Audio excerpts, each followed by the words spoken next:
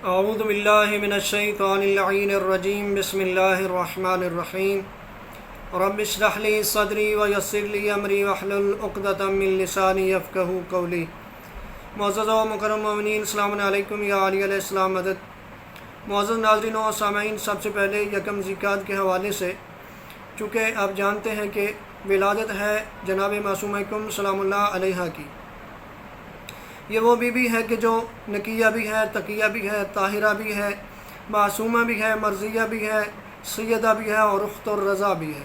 یعنی امام رضا علیہ السلام کی بہن بھی ہے۔ لیکن ایک بی بی کا لقب ہے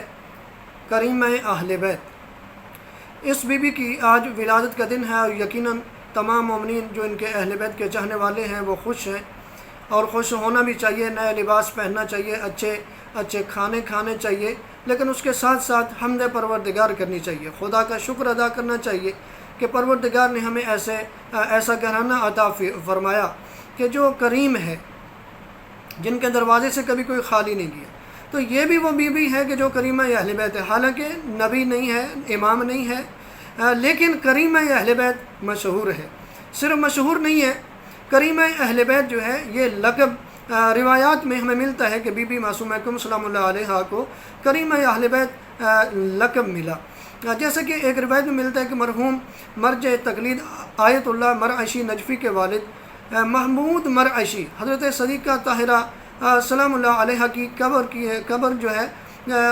اس کا مقام جاننا چاہتے تھے، یعنی جناب سیدہ زہرا سلام اللہ علیہ کا مقام معلوم کرنا چاہتے تھے کہ بی بی کی قبر کہاں پہ ہے۔ یقیناً آپ جانتے ہیں کہ بی بی کی قبر پوشیدہ ہے، اور ہر مومن جو ہے اس کی یہ خواہش ہوتی ہے اور ہونی چاہیے کہ بی بی کی قبر جہاں پہ ہے وہ ہمیں پتہ چل سکے۔ تو ان کو بھی شوق تھا، انہوں نے کیا کیا، انہوں نے ایک مجرب ختم اور منتخب کر کے، یعنی مجرب ختم منتخب کر کے 40 راتوں تک انہوں نے ذکر کیا۔ 40ویں شب جب یہ ختم جو ہے وہ تکمیل تک پہنچا، ان کی عبادت تکمیل تک پہنچی، تو اس رات کو خواب میں ان کو امام محمد باقر علیہ السلام اور امام جعفر صادق علیہ السلام کی زیارت نصیب ہوئی۔ جب ان کو زیارت نصیب ہوئی امام کی، جب زیارت نصیب ہوئی تو انہوں نے ان کو فرمایا علیکہ بکریمۃ اہل البیت، فرمایا یعنی مقصد کیا تھا کہ معصومہ کم سے کے دامن سے اپنے آپ کو متصل کرو، یعنی آپ کو معصومہ کم کا دامن تھامنا چاہیے۔ یعنی کریمہ اہل بیت کا جب نام آیا تھا تو انہوں نے سمجھا تھا کہ شاید جناب سیدہ زہرا سلام اللہ علیہ کی بات ہو رہی ہے، تو جناب امام جعفر صادق علیہ السلام اور امام محمد باقر علیہ السلام نے فرمایا کہ جناب سیدہ کی جو قبر ہے آپ شوق ضرور رکھتے ہو، لیکن خدا کے امر سے وہ پوشیدہ ہے۔ لیکن جناب سیدہ معصومہ کم، جن کا نام فاطمہ ہے، جو امام موسیٰ کاظم علیہ السلام کی بیٹی ہے، امام علی رضا علیہ السلام کی بہن ہے، اس کا مقام و مرتبہ اس سے پتہ چلتا ہے کہ چھٹے امام اور پانچویں امام نے ان کو کریمہ اہل بیت قرار دیا۔ کریمہ اہل بیت ہے، یہاں تک کہ آج بھی اگر آپ دیکھیں بی بی کے روضے پہ جو لوگ جاتے ہیں، بیمار ہیں، ان کو شفا مل رہی ہے، مفلوج لوگ ہیں ان کو شفا مل رہی ہے۔ یہاں تک کہ ایک روایت میں ملتا ہے کہ ایک شخص تھا جو روس کے علاقے سے آیا تھا۔ جب روس کے علاقے سے آیا تو وہ مفلوج تھا، چل نہیں سکتا تھا، پتہ نہیں کیسے پہنچا۔ ایک مرد علی قدر ہے عراقی، انہوں نے دیکھا، اس سے اپنا تعارف پوچھا تو اس نے کہا کہ میں روس کے علاقے کا رہنے والا ہوں، چفقاز جو ہے وہ جگہ کا نام بتایا۔ تو پوچھا کیسے آنا ہوا، کہا کہ میں اتنا عرصہ امام رضا پہ رہا اور وہاں پہ مجھے شفا نہیں مل سکی، میں یہاں پہ آیا ہوں، شاید پروردگار مجھے یہاں پہ شفا عطا فرما دے۔ وہ فرماتے ہیں کہ ماہ رمضان کی ایک رات تھی، یا حرم کے نقار خانے سے نقارہ بجنے کی آواز آئی کہ بی بی نے ایک مفلوج شخص کو شفا عطا فرما دی،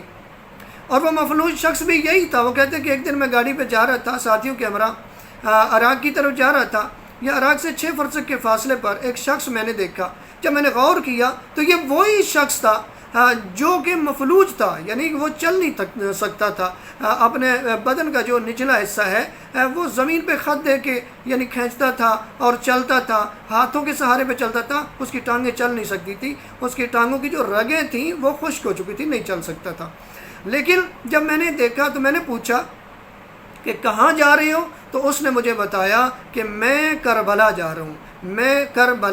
ہوں، تو جب دیکھا تو وہ خود پیدل چل کے جا رہا تھا، تو یہ بیوی نے اس کو جو ہے مفلوج شخص تھا اس کو شفا عطا فرمائی۔ آج بھی اگر دیکھیں تو کتنے بیمار ان کو شفا مل رہی ہے، کتنے ہی مریض ہیں ان کو شفا مل رہی ہے، کتنے مفلوج ہیں جن کو شفا مل رہی ہے۔